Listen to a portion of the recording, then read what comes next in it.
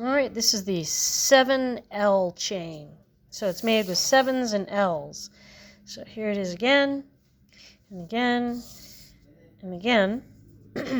So you've got some different textures around it. You could find eyeballs in the Google Classroom. That's this stuff right here. You can find fishbone in there. You can find Y chain. You can find figure 8 interlocking rings, and poles under stripes right here. But this is 7s and L's. And here's why. Because it starts with 7s and L's. Really easy to draw 7s, right? So you draw a 7 about the same size as, the width of your pinky. And then you have a little space and keep drawing your 7s. A row of 7s. I think we can all do that. All right. Maybe do a few more. If this were your full project, you could do it longer, but this is just practice. Now, below that, so what you do is you think the left side of the 7, don't draw a line, but line up an L below it. You do want to have some space between the bottom of the 7 and the L. So if we were to draw a line straight across here, there would be a gap between the 7 and the L. But you also want to make sure that the L, if it were to be expanded, would line up with the 7 like this. Obviously, you're not going to draw those orange dots. So I drop straight down, a little bit of a gap, and draw your L. So I'm going to have a row of L's lining up under the 7 each time with a gap in between, but not a huge gap. This gap should be no more than maybe your pinky width.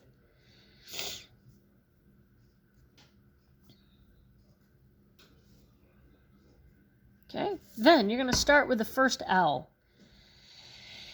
And without crossing any lines, you are going to draw a line from the top of the L to the top of the 7 without crossing any lines.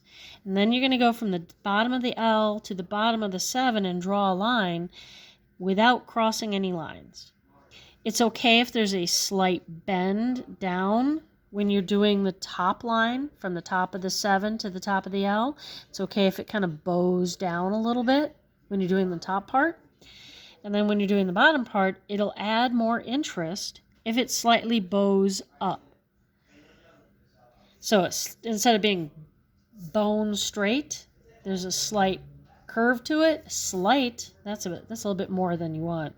Slight curve to it will add more interest. So again, from the top of the L to the top of the 7, and it can bow down slightly,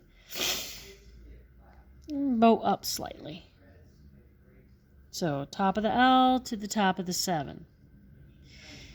All right, now what might happen is that it isn't going at an angle. I have seen people, we do 7s on the top like this. You'll notice that the very first L, I went to this 7 diagonally. I have seen people accidentally do it straight up, and that's not how it works. So don't do that. It's got to be diagonally. All right, so on the last one, I'm just going to fake it. All right, now comes a little bit of thinking, because it's going to go underneath. You're going to start, I'm going to zoom in. Again, ignore the orange lines. You don't do that. And you're going to draw a line from the top of the 7 to the top of the L, and you're going to go underneath that first shape that you drew. Then you're going to draw a line from the bottom of the 7 under that shape you just drew, and it's going to come out and join the bottom of the L. Top of the 7 underneath the shape that you just drew down to the top of the L. Bottom of the 7 under the shape to the bottom of the L. Top of the 7 under the shape to the top of the L. Bottom of the 7 under the shape to the bottom of the L. So top of the 7 under the shape, pick up your pencil, continue it on to the top of the L.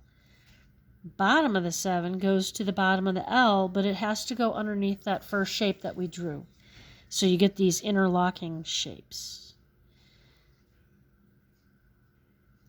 So top of the 7, pick up your pen, go under the big shape, and then go to the top of the L. I am going to finish the rest of these on pause.